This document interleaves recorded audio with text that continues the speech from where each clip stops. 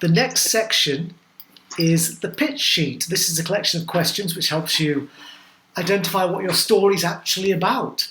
The questions are, what's the title, the genre, when and where, who's it about, what do they want, what stops them, and the end and what's learned. So the title is the Eurovision Song Contest, the story of Fire Saga. What's the genre?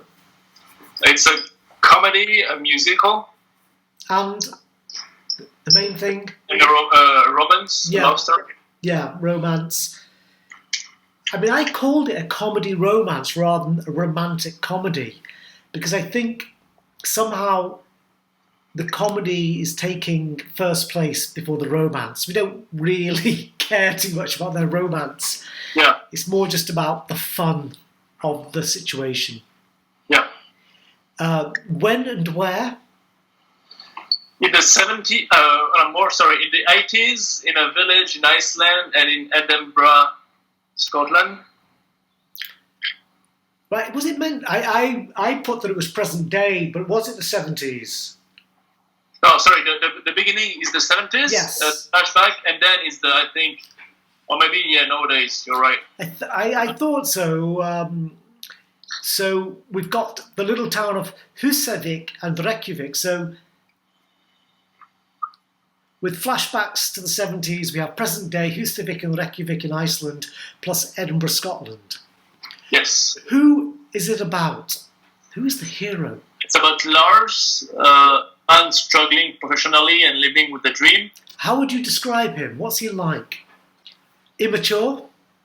Yeah, immature. You said like an overgrown Eurovision fan? Yeah, I think it's important to say he's a fan of Eurovision. That's if we're describing him. So I put, an overgrown, infantile Eurovision fanatic. That he likes Eurovision. Yeah. That he's into his middle age. And he's childish, seem to be his three defining qualities.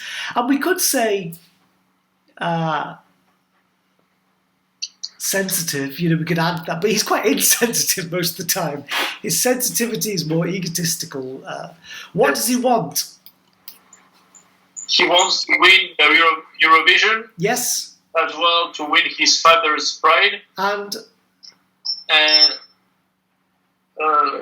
romance. And to win his partner's heart.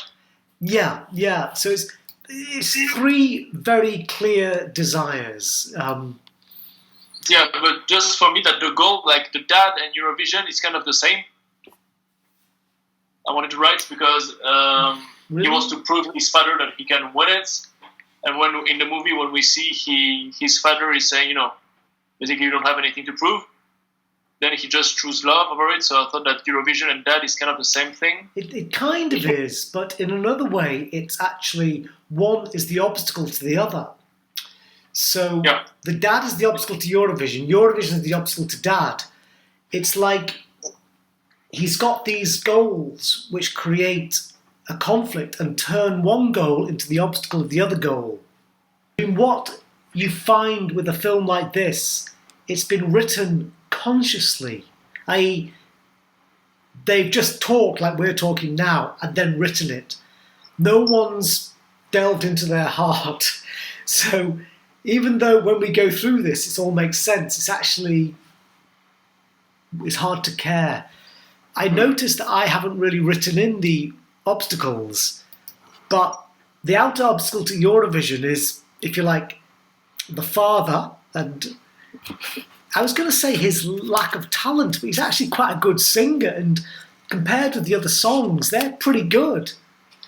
So what's his obstacle to winning Eurovision? Well, it's about Eurovision itself, the competition itself, the other contendants, his love rival to win his partner's heart, and his father. What about his inner obstacles? His feelings about himself and the world.